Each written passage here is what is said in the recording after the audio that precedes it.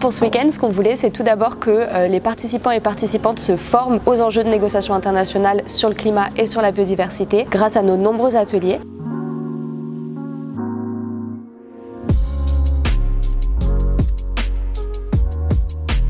On aimerait aussi que les participants aient l'occasion de porter leur position et unir leur voix dans un plaidoyer commun sur ces négociations climatiques et sur les négociations biodiversité. Et surtout, ce qui nous importait aussi, c'est que tout le monde s'amuse, tout le monde puisse se rencontrer parce que c'était vraiment important et c'est toujours important qu'entre militants du climat et de la biodiversité, on se connaisse et on puisse s'épauler les uns les autres.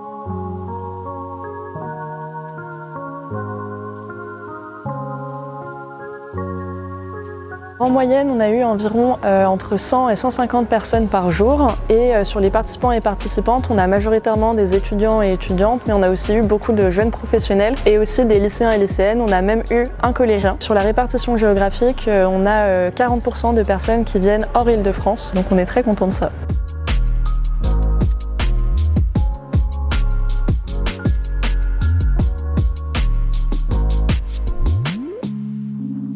On va avoir comme résultat concret, c'est un livret de propositions, entre 20 et 30 propositions sur des sujets variés, sur atténuation, adaptation, finance, justice sociale, mais aussi sur des sujets qu'on n'a pas l'habitude d'aborder dans les négociations ou que récemment, sur le genre et sur la biodiversité.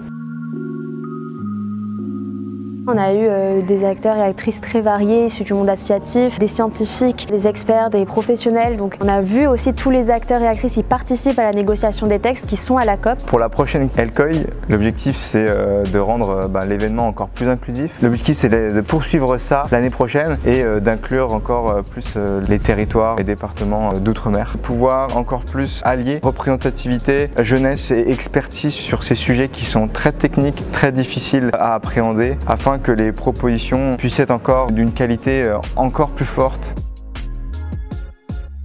On a déjà une population très engagée qui se rend à la LCOI. Ils et elles sont déjà sensibilisés aux enjeux environnementaux. D'ailleurs, ils sont souvent au courant de la LCOI via leurs associations ou via les réseaux sociaux de leurs associations. En revanche, on ressent qu'il y a une volonté de s'engager après la LCOI plus dans nos associations ou dans des associations qui traitent des enjeux environnementaux internationaux. La LCOI, c'est déjà un premier pas vers le changement. Tout d'abord parce que effectivement, on a eu 200 participants au total sur tout le week-end, ce qui veut dire que ça sera 200 personnes en plus formées sur ces enjeux et prêtes à porter un plaidoyer sur ces enjeux-là. Et c'est toujours mieux quand on est à plusieurs pour le faire. C'est aussi le but d'un plaidoyer de ne pas savoir réellement si ce qu'on fait, ça va provoquer du changement tout de suite. Pour autant, on lâche pas l'affaire et on va continuer encore et toujours à porter nos positions jusqu'à temps que le changement se produise.